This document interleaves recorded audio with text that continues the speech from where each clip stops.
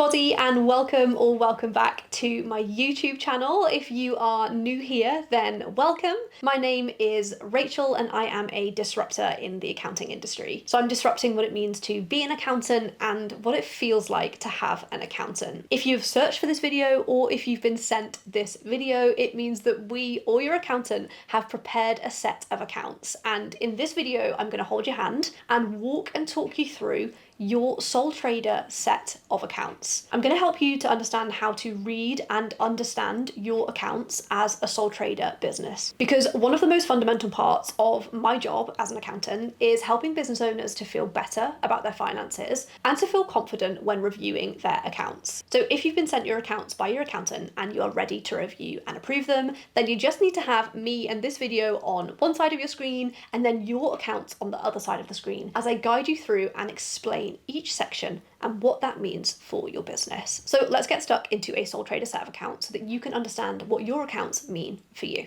So in this video, I'm going to run you through a typical set of accounts for a sole trader. And these are the accounts that your accountant will ask you to review and approve before we submit your personal tax return to HMRC. It's important to note here that unlike limited companies, sole trader accounts are not publicly available. And so this review is entirely for your benefit and for compliance purposes, and to make sure we're putting the correct profit figure onto your personal tax return. And so before we dive into your accounts, I just want to mention two key things. So firstly, when your accountant asks you to review and approve your accounts, this is not a trick question.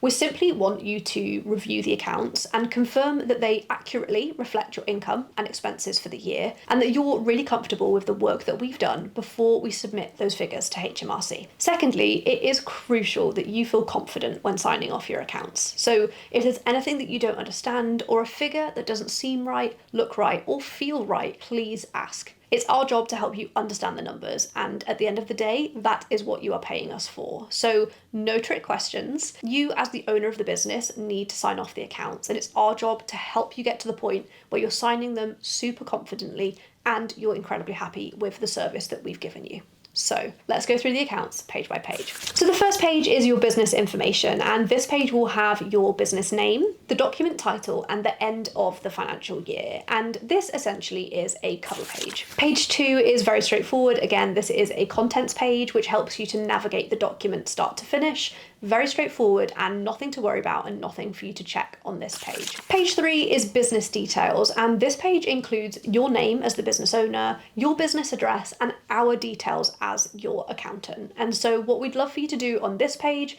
is make sure that this information is up to date and correct. So maybe you've changed address during the year where you might not have mentioned that to your accountants. Now's the opportunity to check all of the information on this page. Just make sure there's been no changes to your name or your address during the year.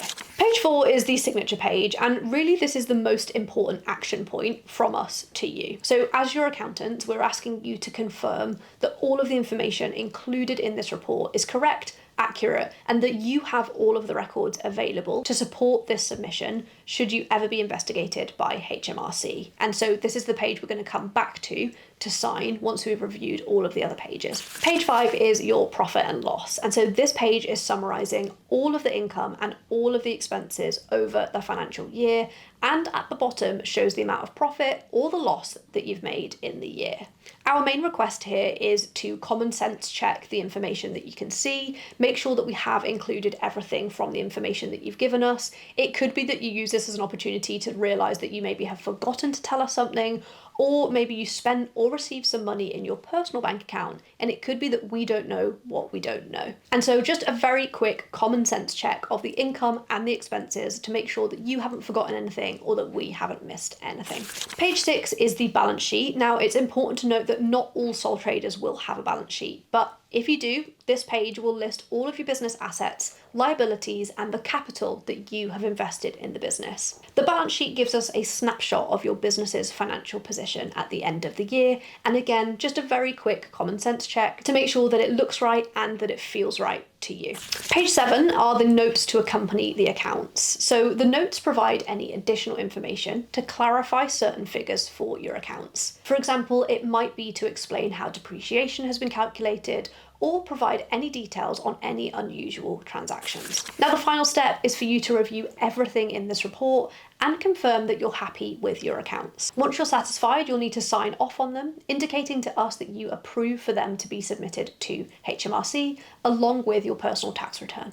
And that's it. That is your set of accounts from start to finish. Shout out to Testy McTesterson for letting me use his accounts as an example. And remember, the most important thing here is to make sure that you feel comfortable with what you're signing off on and that you feel comfortable asking any questions if something doesn't look right or feel right. They're no trick questions, so please do not hesitate to reach out to your accountant. I really hope this video has made the process of reviewing your sole trader accounts less daunting. We see a lot of sole traders who feel overwhelmed at the thought of signing off on their accounts, and so I wanted to create a dedicated resource to guide you through the process step by step. If you found this video helpful, please do let me know by giving this video a thumbs up. Let me know in the comments section if you have used this video to sign off on your set of accounts, and I'd always love to hear from you. Thank you so much for joining me today, and have a great day.